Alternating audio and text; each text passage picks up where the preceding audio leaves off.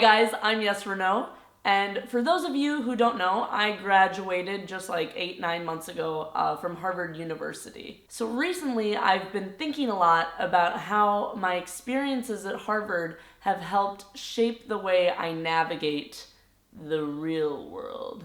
Because they do. Because 4 years at a very super elitist, super smart academy it changes your brain. It changes it. And nowhere do I see this difference in mindsets more pronounced than in the comments of my YouTube videos. More specifically, in one of my videos titled Harvard Graduate, What I'm Doing After College, I talk about how after graduating from Harvard, I came to France, and I decided to teach English and work on growing my YouTube channel. Now, when I made this video, I thought it was super innocent, right? I'm like, okay, I'm just telling people what I'm gonna do with my life, no biggie. But then in the comment section of that video, people were just very, very confused and sometimes angry at me for my decision. A sentiment I heard echoed a lot was this phrase, why are you wasting your Harvard degree, right? Anybody can be a YouTuber. And it became very clear to me after reading, tens and hundreds of those kind of comments that there's this perspective in the world that I just do not share. And I think a lot of that comes from the experiences I had at my 4 years at Harvard. And so I kind of wanted to make a video series, one video every few weeks or so, where I talk to you guys about an experience I had at Harvard and how it's shaped the way I look at one aspect of the world. You guys can let me know in the comments down below whether or not you think that's a good idea, a bad idea, a middle of the road idea.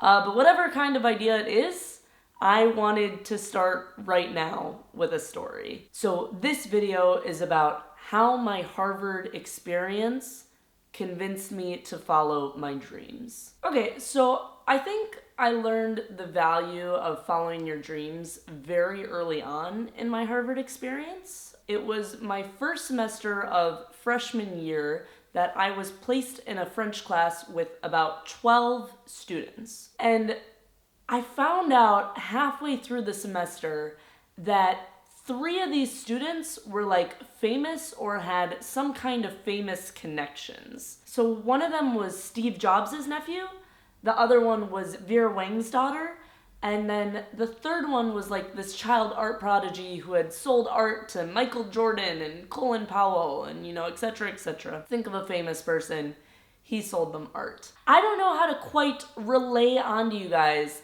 how that affects you.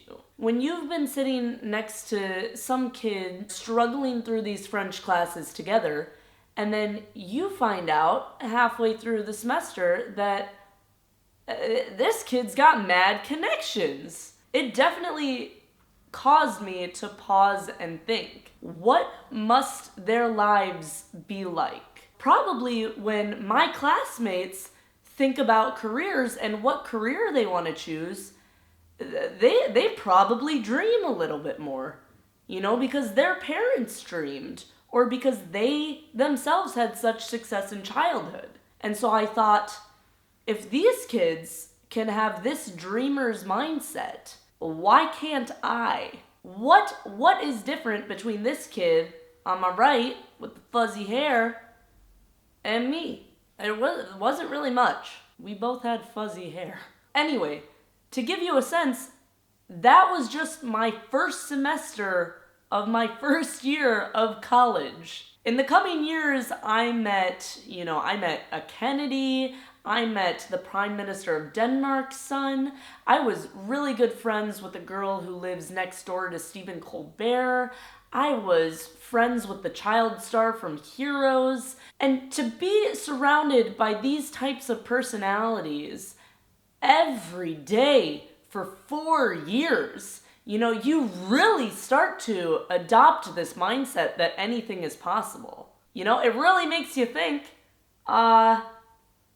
what's my role? What am I gonna do? Well, what dream am I gonna make become a reality? I think this expectation that one day you will be successful is kind of something that Harvard subtly hints at very often. I think that starts even from the first day you're accepted to Harvard, like on your congratulations letter, where they're like, you have been selected from a very large pool of applicants and you are now part of the Harvard family and we can't wait to see what you do. Basically, there's this idea that you are special. And there's also this like internal pressure from yourself to not let Harvard down. And a big part of not letting Harvard down is becoming the type of person who Harvard wants to invite back.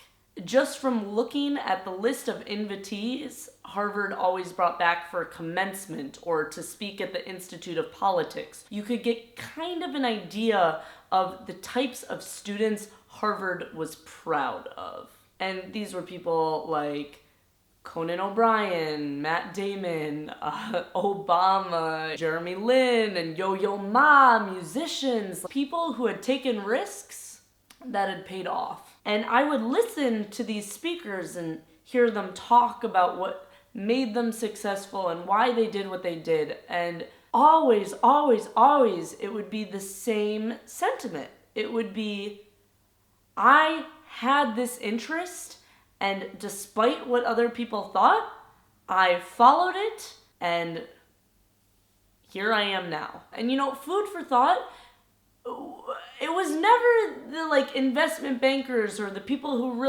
were really good at playing cogs in the wheel who got invited back to speak. It was always the person who took the unconventional path. And of course there were a ton of people who failed probably on that journey. We don't hear about them. But you know what? We also don't hear about the people who played it safe. So that's a little bit of food for thought as I continue on to my next point. And I think it's important to stress that not only did Harvard tell us that we could do whatever we wanted, but they also showed that through their actions and their resources, what they provided to us. For example, one semester I took an astronomy class. My first semester ever learning about astronomy, really even about physics. And that same semester, I was given the privilege to control remotely these telescopes that were located in Arizona. That was Harvard basically saying to me, if you want to be an astronomer, we believe in you. You don't even have any background in this field, but we know you can do it, and here are the resources to let you do it. You know, they would give us access to state-of-the-art technology and literature and even professors. You know, in terms of getting money to fund your ideas, you talk about something Harvard had up the wazoo, like money was it. They gave us fellowships to do everything. Like you could do archaeological studies out in Chile. You could go to Africa and study what the socioeconomic impact of having the Chinese players in the market were. You could go to England and study Shakespeare. Wow, I just really don't want to underestimate how important that was in believing that we had the ability to shape our future and what we wanted to learn. And I think there's just one more thing I want to add. Why going to Harvard was so vital for me thinking dreams are possible. And I think that also has to do with the fact that Harvard is one of the best branded schools in the world. That's very comforting for somebody going out into the world trying to do their own thing.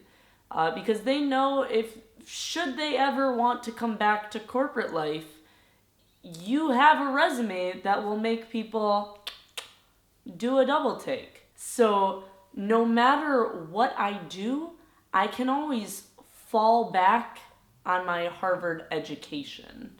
If you want a place for dreaming, Harvard is it. maybe I didn't take my economics degree and funnel it into what I did after college, but I did take that idea of anything is possible if I want it to be possible. And so it still really to this day strikes me as very bizarre when I get comments like, why did you waste your Harvard degree? Because I think when people type that, they're not seeing all these experiences I had that shaped my mindset.